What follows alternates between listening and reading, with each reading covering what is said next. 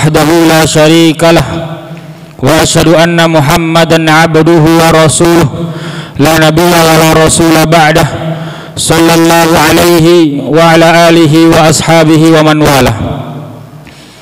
قال الله تعالى في كتابه الكريم يا أيها الذين آمنوا اتقوا الله حق تقاته ولا تموتن إلا وأنتم مسلمون.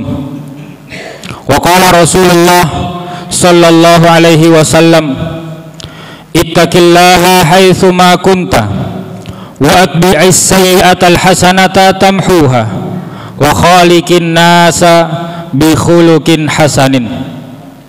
اللهم انفعنا بما علمتنا وعلمنا ما ينفعنا وزدنا علما. رب اشرح لي صدري ويسر لي أمري واحلل عقدة من لساني يفقهوا قولي.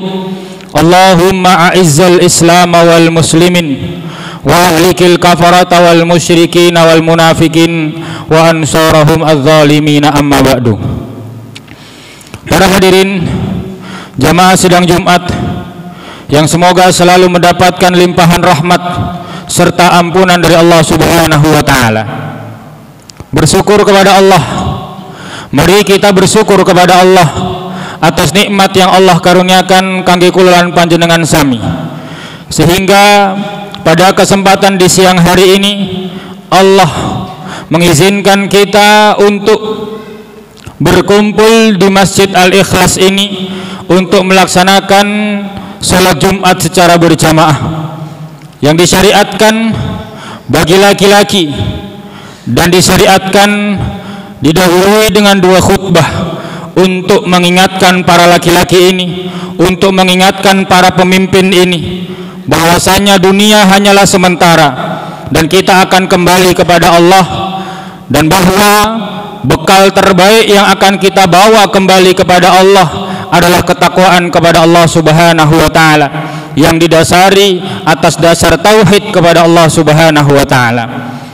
Para hadirin yang dimuliakan oleh Allah, sehingga kami perlu menasihatkan kepada diri kami dan para hadirin semuanya, marilah kita terus menjaga dan terus meningkatkan kualitas iman takwa kita kepada Allah Subhanahu wa taala dengan mengamalkan perintah-perintah Allah yang sunnah maupun yang diwajibkan oleh Allah Subhanahu wa taala, dan mari kita lebih bersungguh-sungguh untuk meninggalkan dan menjauhi hal-hal yang dilarang oleh Allah Subhanahu wa taala, baik yang makruh, terlebih lagi apa saja yang diharamkan oleh Allah Subhanahu wa taala. Dengan kita bersungguh-sungguh untuk mengerjakan hal tersebut, maka kita telah memenuhi kualifikasi haqqa tuqatih, bertakwa dengan penuh kesungguhan kepada Allah Subhanahu wa taala. Karena memang perintah Allah bukan bertakwa ala kadarnya, tetapi Allah memerintahkan untuk bertakwa kepada Allah haqqa tuqatih dengan sebenar-benar takwa. Para hadirin jamaah yang dimuliakan oleh Allah Subhanahu wa taala, pada kesempatan di siang hari ini kami ingin membacakan salah satu firman Allah Subhanahu wa taala yang terdapat di dalam surat Al-Maidah ayat yang ke-23. Allah Subhanahu wa taala berfirman, wa 'alallah fatawakkalu in kuntum mu'minin. Ayat ini menjadi pondasi pembahasan kita di siang hari ini. Para hadirin yang dimuliakan Allah, di dalam surat Al-Maidah ayat 23 Allah telah menegaskan bahwa hendaknya kalian hanya bertawakal kepada Allah in kuntum mu'minin, jika kalian adalah orang-orang yang beriman. Para hadirin jamaah yang dimuliakan Allah, maka perlu untuk kita ketahui apa itu tawakal.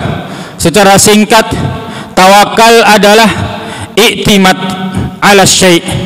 Ketika kita bergantung, ketika kita pasrah kepada sesuatu, sejatinya kita telah bertawakal kepada sesuatu itu. Dan Allah telah menegaskan dalam firman-Nya Al-Maidah ayat 23 bahwa jikalau kita orang-orang yang beriman, maka seharusnya kita hanya bertawakal kepada Allah Subhanahu wa taala. Mengapa dimaknai dengan kata hanya? Karena secara bahasa Arab firman Allah wa 'alallahi fatawakkalu in kuntum mu'minin memiliki makna takdimul ma'mul, ya. Ma'mulnya didahulukan, sehingga hal tersebut yufidul hasr, memiliki makna pembatasan, memiliki makna hanya.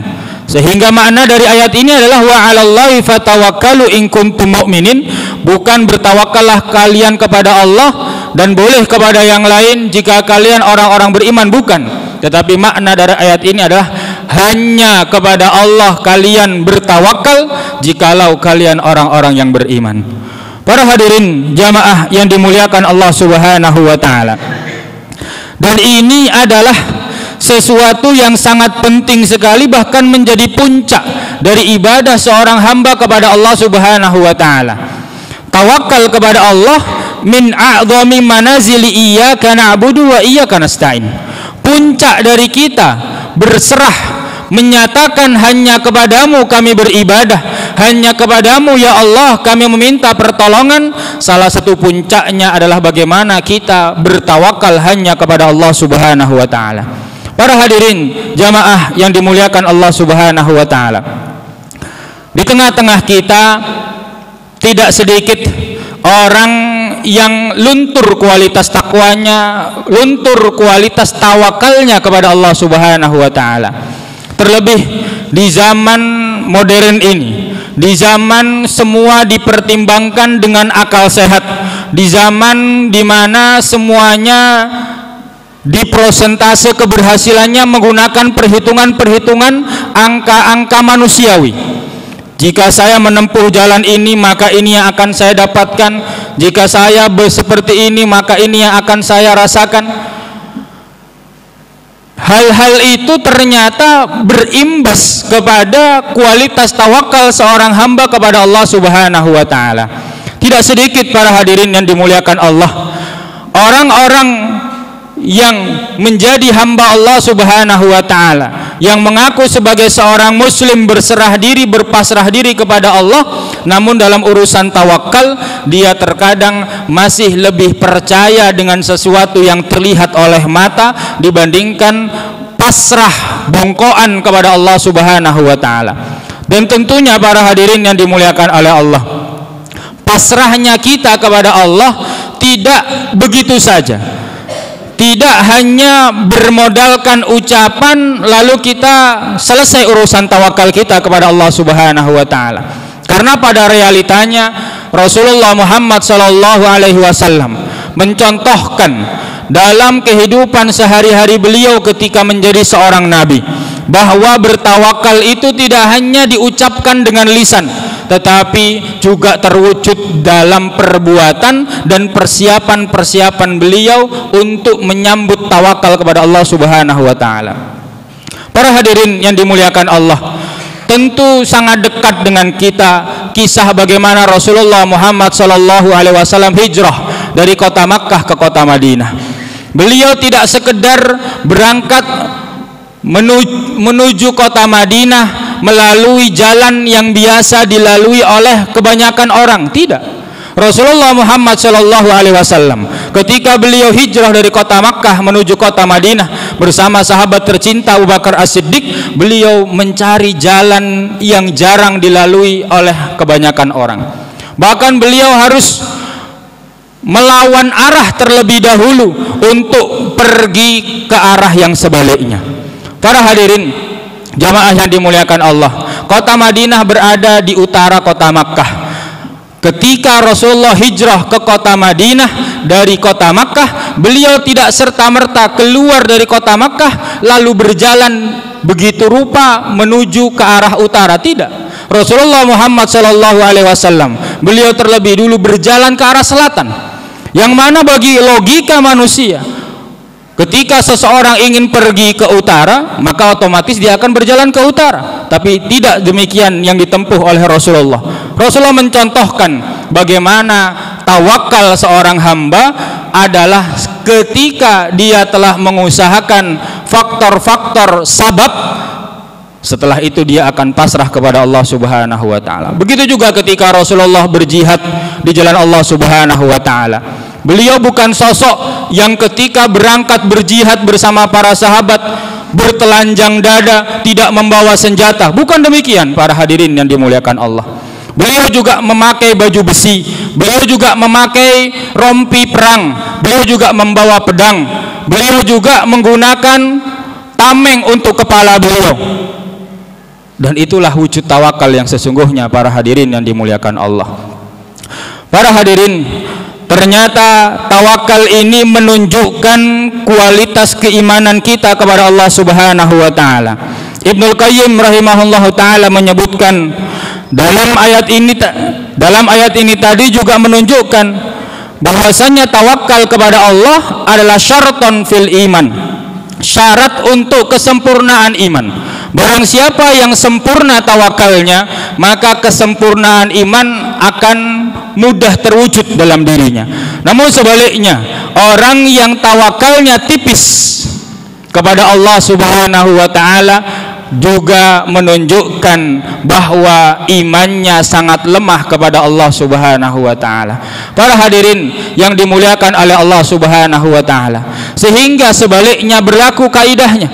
Siapapun yang bertawakal kepada selain Allah, semakin besar unsur tawakalnya kepada selain Allah, bisa menunjukkan bahwa sangat minimnya kadar iman dia kepada Allah Subhanahu wa taala. Bahkan para ulama menyebutkan bentuk tawakal kepada selain Allah bisa dibagi menjadi 3 tingkatan. Tingkatan yang pertama adalah tawakal yang diperbolehkan, yaitu sifatnya taukil, memasrahkan suatu urusan kepada orang lain yang kita anggap dia mampu untuk menyelesaikannya, namun tetap hasil akhir dari urusan tersebut dipasrahkan kepada Allah Subhanahu wa taala. Ini jenis tawakal kepada sesama manusia, memasrahkan urusan kepada sesama manusia, wakalah yang diperbolehkan oleh syariat kita. Kemudian tingkatan yang di atasnya yang dilarang oleh syariat kita adalah ketika seseorang berpatokan kepada asbab-asbab al-zahirah yang nampak oleh matanya, dan dia lebih besar kecondongan hatinya kepada sebab-sebab tersebut dibandingkan kepada Allah Subhanahu wa taala. Dia lebih percaya bahwasanya kesembuhan datang dari tangan dokter fulan. Dia merasa jika sakit ini tidak bisa terangkat sakitnya kecuali datang ke dokter fulan. Jika urusan penyakit ini harus datang ke bidan fulanah, jika urusan ini harus datang ke fulan, maka ini bisa mempengaruhi kualitas iman seorang hamba kepada Allah Subhanahu wa taala. Dan ini termasuk dikategorikan oleh para ulama, sebagian ulama menganggap ini adalah syirkun asghar, termasuk dari dosa besar. Ketika seorang hamba ikatan hatinya lebih condong dan lebih kuat kepada selain Allah dibandingkan kepada Allah Subhanahu wa taala. Dia percaya kepada sesuatu yang terlihat oleh mata, bidan, dokter, dan berbagai orang-orang yang lain. Dia lebih percaya dengan mereka dibandingkan kepada Allah Subhanahu wa taala. Kemudian tingkatan tertinggi yang dilarang oleh syariat kita dalam urusan tawakal kepada sesama hamba, kepada selain Allah Subhanahu wa taala, adalah ketika hatinya memasrahkan suatu urusan kepada sosok yang dianggap atau secara logika tidak mungkin bisa menyelesaikan urusan tersebut. Kalladzi yatawakkalu 'alal amwati wat tawagit fi raja'i matalibihim min nasrin aw hifdin aw rizkin. Sebagaimana ketika ada seseorang yang memasrahkan urusan rizkinya, ingin mendapatkan pertolongan tetapi bukan dari Allah, dari selain Allah yang secara logika tidak mungkin bisa menolong, misalnya kepada para amwat, kepada mayit-mayit yang telah meninggal dunia. Dia ketika mendapatkan suatu problem besar, yang pertama kali dia sebut dan sepenuh keyakinan hati dia meminta pertolongan kepada mayit fulan, mayit wali fulan, maka ini bisa sampai pada derajat syirkul akbar karena dia meninggalkan Allah Subhanahu wa taala dan lebih pasrah kepada selain Allah sepenuh hati, padahal secara dalil syar'i tidak mungkin selain Allah tersebut mewujudkan apa yang dia minta. Aku qouli hadza wa astaghfirullah li wa lakum wa lisairil muslimina wal muslimati min kulli dhanbin fastaghfiruh innahu huwal ghafurur rahim.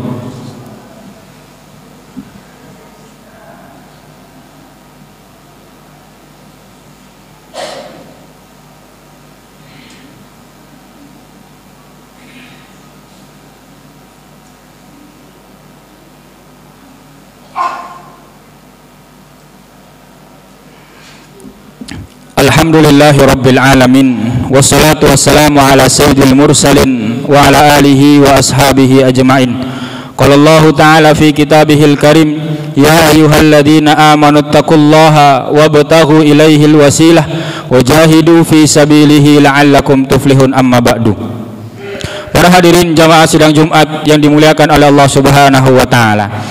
Pada kesempatan khutbah yang kedua ini kami ingin merangkumkan apa yang telah kami sampaikan di khutbah yang pertama, bahwa tawakal adalah tuntutan keimanan.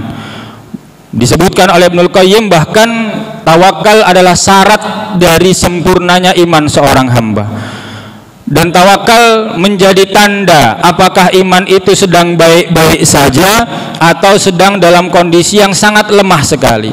Semakin kuat tawakal kita kepada Allah, pasrah atas urusan-urusan kita kepada Allah, setelah kita mengusahakan sebab-sebab yang mungkin untuk kita usahakan, maka jika semakin kuat pasrah kita kepada Allah, menunjukkan semakin kuat iman kita kepada Allah Subhanahu wa taala.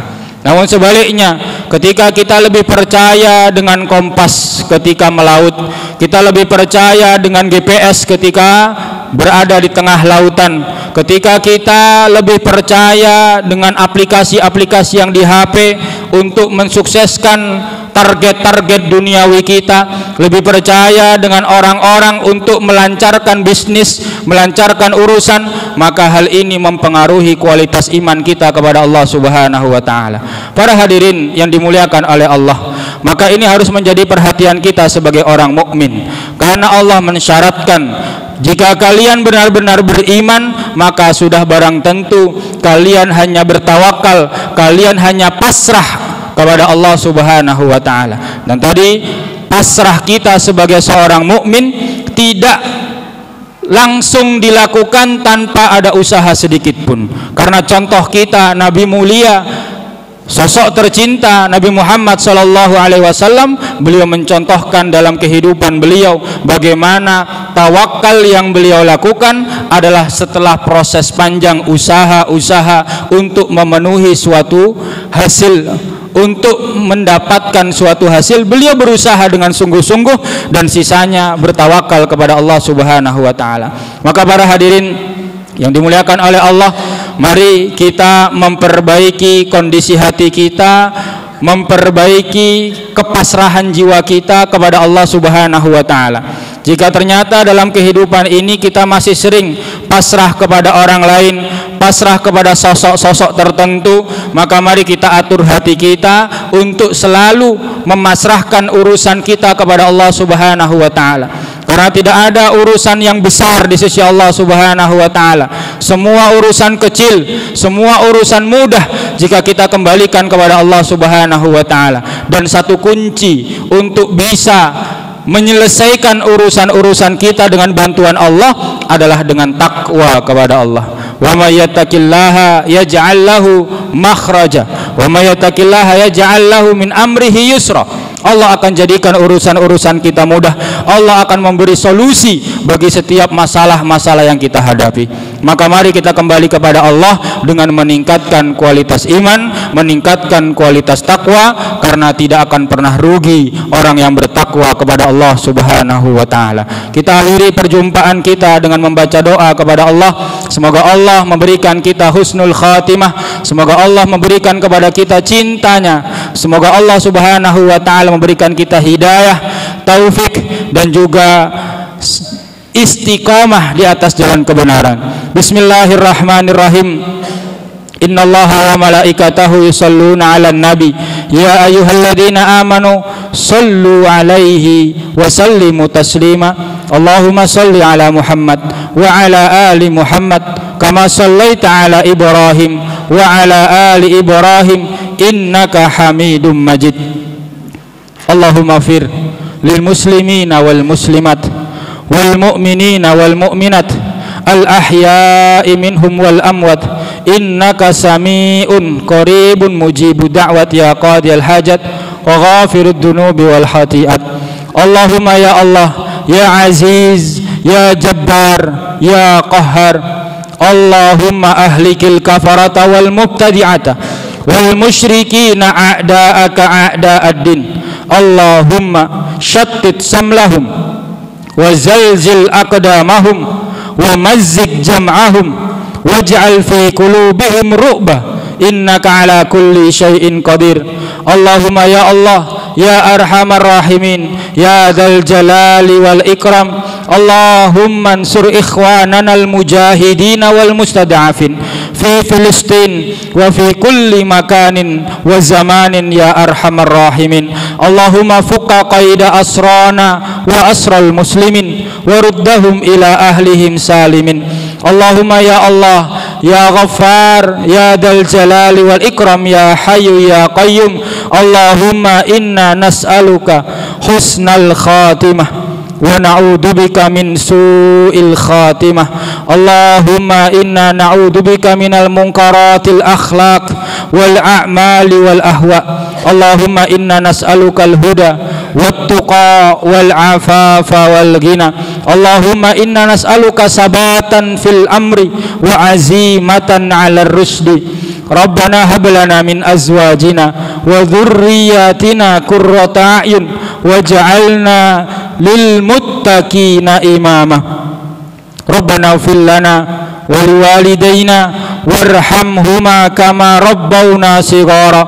Rabbana atina fid dunya hasanah wa fil akhirati hasanah wa qina adzaban nar wa qina adzaban nar ya Allah wa qina adzaban nar. Wa sallallahu ala nabiyyina Muhammadin wa ala alihi wa ashabihi al-akhyar wa sallama tasliman katsira walhamdulillahi rabbil alamin. Aqimus shalah.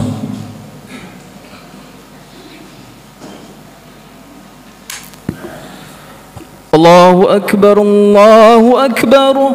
Asyhadu an la ilaha illallah.